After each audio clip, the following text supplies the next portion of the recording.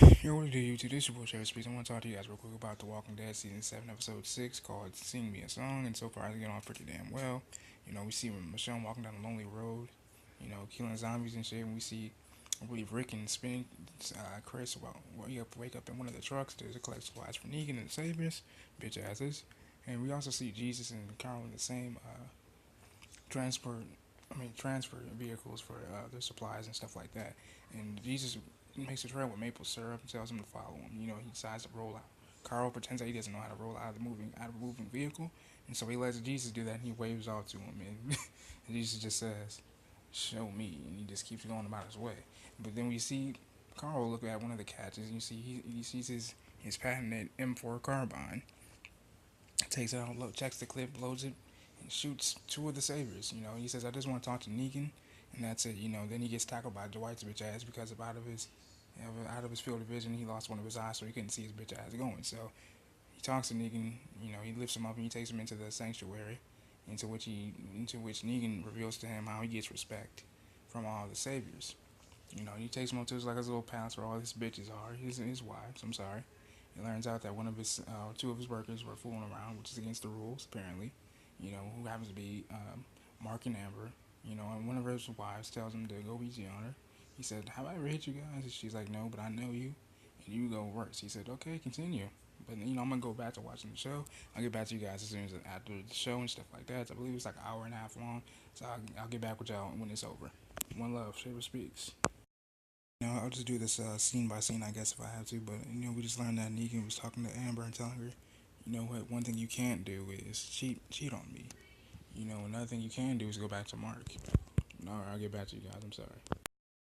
What did you do? This is your boy Shay Sweets, and I just finished watching the episode of Walking Dead, the rest of it, and to lead off of where I left off earlier.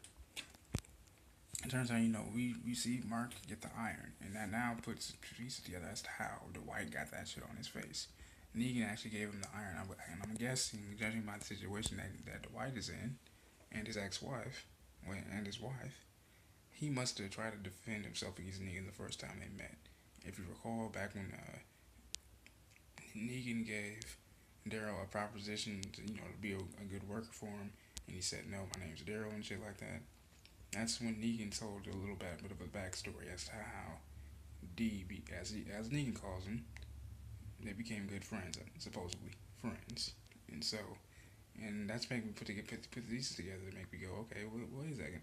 Maybe when they first met, the White tried to defend himself and his wife, and Negan got the iron out and burned his damn face, and it makes a lot of sense.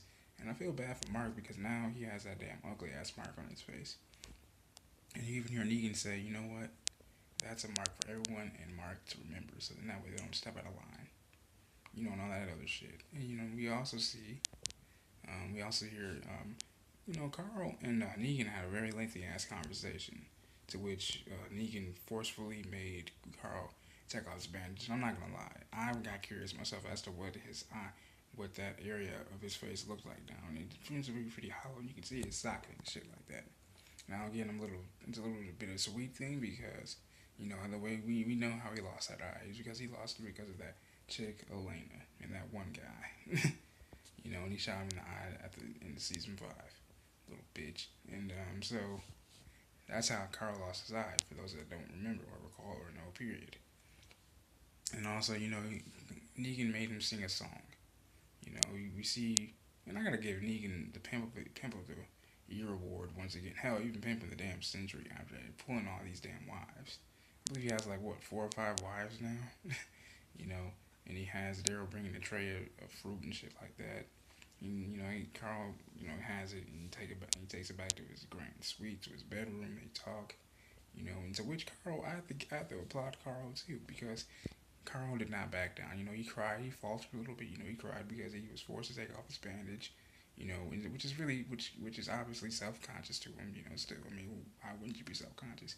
Hell, I'm self-conscious of my damn vitiligo.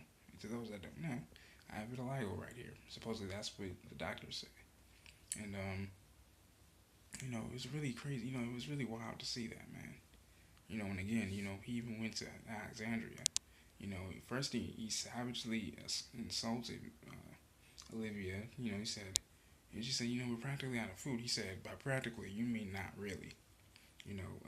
Referencing her weight and her build, which is really fucked up. But I gotta give him that Savage Award too, by Negan. Goddamn. To which Olivia smacks him, and then he says, you know what? That turns me on even more. And what made her slap him is when he said, Olivia, if it's alright with you, I would love to just fuck your brains out, screw your brains out. To which he slapped him, which is what any respectable woman would do. But then also, he picks up Judith. He asks Carl for the tour of the house. He goes through each room. He has the nerve to pick up another man's daughter, an infant daughter of that, and holds her and tells Carl at the end of the episode, you know what, Carl? I thought about what you said earlier about me wanting to kill you and your father. I might just bury you two out by the damn flower bed, right in front of his damn daughter's face. Again, savage motherfucker.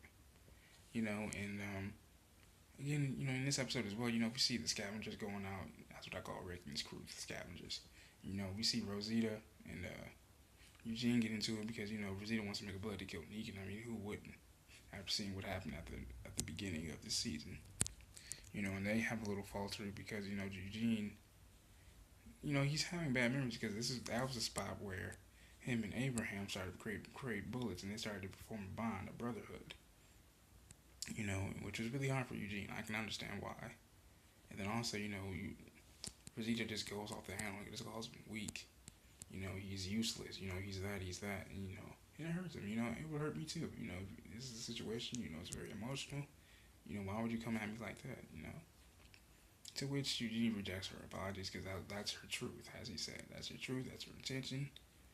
I'm living with it. And then we see Spencer's preppy ass come back with canned food, a bow and arrow, to which he hid. And for those that don't know, also, as he was scavenging with Gabriel, him and Gabriel got into it because Chris, Spencer thought that, Gabriel, Rick should not be the leader of Alexandria, again, because his brother died, his father died, his mother died. As Spencer said, my mother was in Congress, she led people, and Rick led us to this, and, Gabriel's defending him and saying, what, Rick's not perfect, but he has done one thing, he led people, he saved people, and he's brought people together. To which what made Gabriel get off the cards when he said, and because Spencer asked him if hatred is a sin, Gabriel said, no, but you are being a shit. You just sum up the conversation. And Gabriel gets his car and he walks back.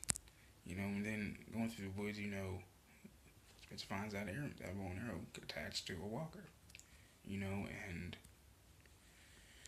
Michone does some badass shit, like she carjacks a bitch with red hair, which is pretty damn balling, to take her to Negan, to handle that business, body to body. And we see Chris and Rick walk up on a sanctuary where they can find supplies, Again, Spencer walks up upon, going through the walkers' pockets and shit like that. He finds a little note saying where to find these little catches, where to find supplies, where to find food, which was in Latin. I think he said it was out by some old Calgary plant or something like that. And that's where he found it. So, now that they can go to that place to serve Negan and give him his shit every time, so they won't have to worry. So I'm really looking forward to next week's episode. I think we see Morgan again, talk with the kingdom. The knights of the kingdom. That's what I call them. I call Ezekiel's people the knights because, he's the king, and all that other shit. And I look really forward to that, Carl and Negan. I gotta give Carl some badass points. He sprayed two of Negan's men. I think he could have killed more, but the wise bitch ass tackled him from the side, which he could not see. And Negan's trying to figure out what he can do with him. He's like, I can chop your arm off. But Negan gave him his respect. Telling him, what, I respect that kid. You were badass. I respect that. Telling me you're speaking the truth, and even at one point, Carl actually told Negan, what, why don't you get up in his face? He's like, what, why don't you just jump out the window to save me the trouble of killing you? Because and then he got more into Negan's face. He says, what, because guess what? You're not gonna kill me or us because you need us and you can't kill us. And that shut Negan up. He's like, damn, you know what? Yeah, you're right. I can't. But again, I'm looking forward to next week's episode. But this is your boy Chef Speaks. Like this video, subscribe to the channel, and all the other jazz. I love you.